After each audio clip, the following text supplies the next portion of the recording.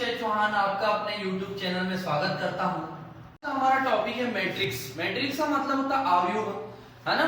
ये मैट्रिक्स आपका जो कंपटीशन वाला होता है ये बहुत ही इजी होता है और आज मैं आपको उसको बहुत ही ज्यादा इजी वे में सबसे तेज करना सिखाऊंगा मैट्रिक्स को। ठीक है दोस्तों, मैट्रिक्स का मतलब होता है अवयव। अब एग्जाम में जब अवयव का क्वेश्चन आता है तो इस तरह से होता है, कुछ उसका साइज कुछ इस तरह से होता है और एक बहुत बड़ी लाइन उसमें लिखी होती है। जैसे क्या लिखा होगा कि दिए गए चित्र में या दिए गए प्रश्न में दो मैट्रिक्स दिए हुए हैं, मैट्रिक्स 1 और मैट्रिक्स 2। दो मैट्रिक्स आपको नजर आ रहे होंगे, अवयव 1 और अवयव 2। फिर इनके बारे में डिटेल देगा कि इनमें इन शब्दों का यूज किया है, जैसे ZMSRC, है ना। Z को इस तरह से लिखा, इस तरह से लिखा। बहुत बड़ा क्वेश्चन होता है, लेकिन आपको इतना बड़ा क्वेश्चन पढ़ने की भी जरूरत नहीं है। आप तो बोल्ड अक्षर में, मतलब बड़े बड़े अक्षरों में ऐसा 4 अंकों का एक कोड होगा या 5 अंकों का कोड होगा। जैसे यहाँ पर है लेन, LANE, मतलब हमें इस लेन वर्ड की कोडिंग निकालना होती है।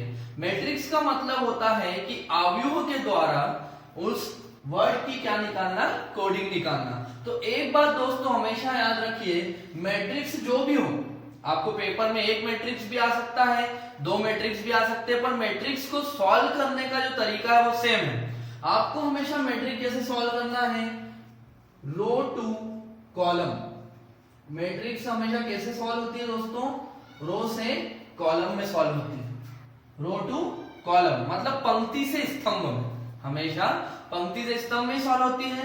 90% मैट्रिक्स फिक्स पैटर्न होता है जो रो टू कॉलम में सॉल्व हो जाती है। लेकिन कभी कभी क्या होता है, आपको इसका उल्टा मतलब कॉलम टू रो भी सॉल्व करने को आ जाता है। तो दोस्तों जब आपको एक क्वेश्चन आता है बहुत बड़ा होता है, तो आप तो डायरेक्ट इसमें देखिए कि आपको किस तरह से सॉल्व करने का बोल रहा है, वो रो टू कॉलम बोल रहा है या कॉलम से रो में बोल रहा है, बस आप ये देख लो। हालांकि आपको देखने की भी जरूरत नहीं, वो 19% रो टू कॉलम ही होता है, पर फिर भी हम हमारी सहूलियत के लिए इसको देख सकते हैं। तो देखिए रो टू कॉलम का मतलब क्या होता है दोस्तों, पहले मैं आपको सिखाता हूं एक कोडिंग कैसे निकालना है। पहले मैं आपको कोड निकालना सिखाता हूं और उसके बाद आपको सेकेंड्स में करने की ट्रिक बताऊंगा। ठीक है, तो पहले निकालना सीख लीजिए। जैसे बोला लेन, LANE, तो हमें हर एक वर्ड के लिए कोड निकालना होता है वैसे तो लेन में पहला अक्षर क्या है, L। तो सॉल्व कैसे होगी, रो टू कॉलम। हर मैट्रिक्स कैसे सॉल्व करना है, रो से कॉलम। तो देखिए L के लिए पहला कोड क्या निकलेगा, L आपको यहां नजर आ रहा, तो रो से कॉलम। रो मतलब क्या होता है, हॉरिजेंटल, आड़ी लाइन है, और कॉलम मतलब वर्टिकल, मतलब खड़ी लाइन है। तो रो टू कॉलम का मतलब क्या, L का पहली वैल्यू क्या होगी, इस तरह देखना है, 1 1, पहले रो देन कॉलम। तो पहले रो देखा तो 1 और फिर 1, तो पहली वैल्यू क्या आई, 1 1 आ गई। फिर और L का नजर आ रहा दोस्तों, यहां नजर आ रहा, फिर रो टू कॉलम, तो दूसरी वैल्यू क्या आई, 3 और ये 1, ये 3 और ये 1, तो 3 और 1। फिर और L कहीं नजर आ रहा क्या, नहीं। तो L की दोस्तों दो वैल्यू निकली, 1 1 और 3 1। ठीक, चलिए अगला वर्ड क्या है दोस्तों, A। लेन में अगला वर्ड क्या है, A है। तो A की वैल्यू निकाल लो। A आपको कौन सी मैट्रिक्स में नजर आ रहा है, यहाँ, तो यहाँ भी सेम काम ही करना होगा। ठीक है, तो A की वैल्यू निकालना है 6 6, पहली वैल्यू क्या आई, ये 6 और ये 6 6 6। फिर A कहां नजर आ रहा है दोस्तों, ये नजर आ रहा है, तो ये इसकी वैल्यू क्या आई, 8 और ये कॉलम 7, 8 7, 8th रो 7 कॉलम। फिर और A कहां नजर आ रहा, ये नजर आ रहा, तो ये 9 और ये 9 9 9। ये A की वैल्यू भी निकल गई। अब अगला वर्ड क्या है, N के लिए वैल्यू निकाल लो। ठीक है, तो N की वैल्यू क्या होगी, दोस्तों N की वैल्यू आ जाओ यहाँ पे डायरेक्ट, N यहाँ नजर आ रहा बस, तो 3 और ये 2, बस एक ही बार नजर आ रहा, तो N की एक ही वैल्यू नजर आ रही दोस्तों, 3 और 2। ठीक है, और आखिरी है E के लिए वैल्यू निकाल लो। देखो E यहाँ पे नजर आ रहा है इस सेकंड मैट्रिक्स में, ये रहा, तो पहली वैल्यू 5 और ये 8, 5 8। दूसरी वैल्यू E की क्या नजर आ रही है, यहाँ पे नजर आ रहा है, तो ये 7 और ये 9, 7 9। और तीसरी वैल्यू ये फिर E और नजर आ रहा, तो ये 8 और ये 8, 8 8। और फिर लास्ट में ये और नजर आ रहा तो 9 और ये 7, तो 9 और 7। तो दोस्तों इस तरह आपको पहले वैल्यू निकालना होती है, लेकिन आप इसे डायरेक्ट भी कर सकते हो ऑप्शन एलिमिनेशन से। ऑप्शनों को हटाकर आप डायरेक्ट मैट्रिक्स कर सकते हो। जैसे ये जो ऑप्शन है, ये सारे ऑप्शन इसके हिसाब से सेट हैं। मतलब पहला नंबर एल को बताता है हमेशा, दूसरा नंबर ए को बताता है, तीसरा नंबर एन को बताता है, चौथा नंबर ई को बताता है। तो आप डायरेक्ट ऑप्शन से भी जा सकते हो। ठीक है, 5 अक्षर है तो याद रखिए अगर 5 अक्षर है तो यहाँ पे नंबर भी 5 होंगे। अगर यहाँ 6 अक्षर हैं तो यहाँ नंबर भी 6 होंगे। तो दोस्तों अगर आप निकाल के करते हो तो थोड़ा टाइम लगता है, लेकिन अगर ऑप्शन से करते हो तो आप सेकेंड्स में इसको सॉल्व करोगे, सेकेंड्स में। देखो ऑप्शन से बता देता हूं। 1 1 मतलब 1 1 पे क्या होना चाहिए दोस्तों, एल। डायरेक्ट चेक कर लो, 1 और 1 पे एल है, हाँ बिल्कुल है। फिर 6 6 पे क्या होना चाहिए, ए। चलो चलते हैं, 6 और 6 पे ए भी है, बिल्कुल ठीक। फिर 33 पे एन होना चाहिए दोस्तों, तो 33 पे देखो 30 और 3 पर एन है क्या, नहीं। यहाँ तो एस है, मतलब पहला ऑप्शन गया, पहला ऑप्शन नहीं है दोस्तों आंसर। दूसरे पे आ जाओ। अभी आपने चेक कर लिया कि 1 1 पे तो एल है, तो डायरेक्ट ए को चेक कर लो। 67 पे ए है क्या, 60 और 7 पे तो यू है।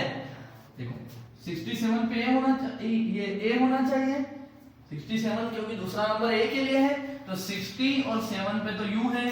सेकंड ऑप्शन भी गया दोस्तों। अब थर्ड पे आ जाओ। ये बोल रहा 31 पे एल होना, निकालने की जरूरत ही नहीं है कुछ भी, आपको डायरेक्ट ऑप्शन 31 पे ए होना चाहिए। तो देखो 30 और 1 पे एल है, हाँ ठीक है।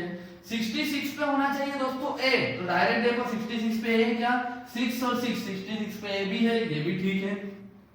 फिर बोल रहा 33 पे एन होना चाहिए, तो 33 यहां से मैच होगा, 30 और 3 पे एन है क्या, नहीं दोस्तों एस है, मतलब ये ऑप्शन भी गया।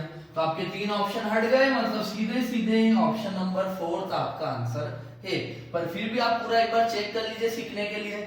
31 पे एल होना चाहिए, चलो आ जाओ 31 पे, 30 और 1 पे एल है, बिल्कुल ठीक। फिर 87 किसको शो करेगा, ए को, चलिए आ जाइए 87 पे, 80 और 7 पे ए है, बिल्कुल ठीक।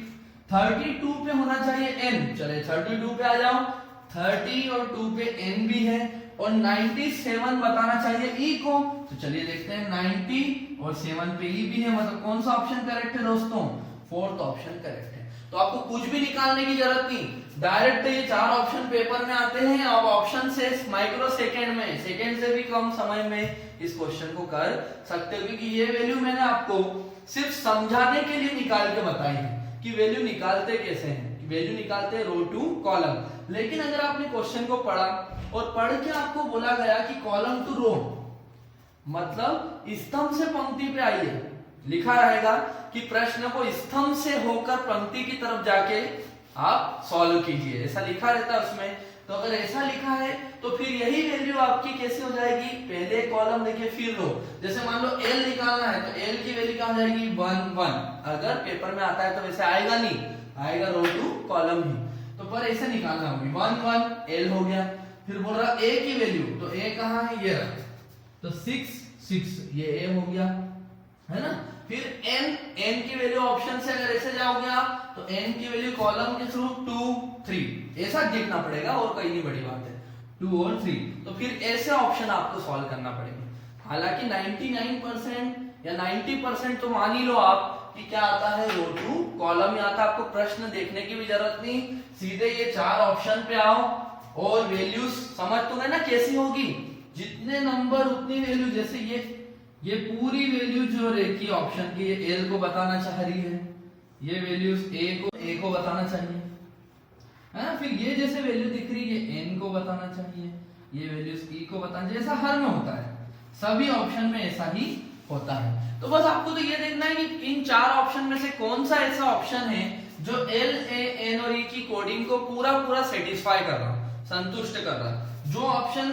ए की वैल्यू को जो एल एन की वैल्यू, एल एन ई की वैल्यू को सेटिस्फाई करेगा, वही आपका आंसर होगा, संतुष्ट करना चाहिए। तो जैसे इसमें डी ने करा था, तो आप तो डायरेक्ट दोस्तों ऑप्शन पे जाइए और रो और कॉलम के डायरेक्ट चेक करिए कि जैसे 31 तो 31 पे एल होना चाहिए। सीधे गए और ये देखा 31 पे एल है, चुटकियों में आप आंसर लाओगे, ये मेरी गारंटी है। तो आपको अगर ये वीडियो पसंद आया हो तो प्लीज इसे लाइक करिए, आपके दोस्तों में ज्यादा से ज्यादा शेयर करिए और मेरे चैनल को प्लीज सब्सक्राइब भी करिए। थैंक यू दोस्तों।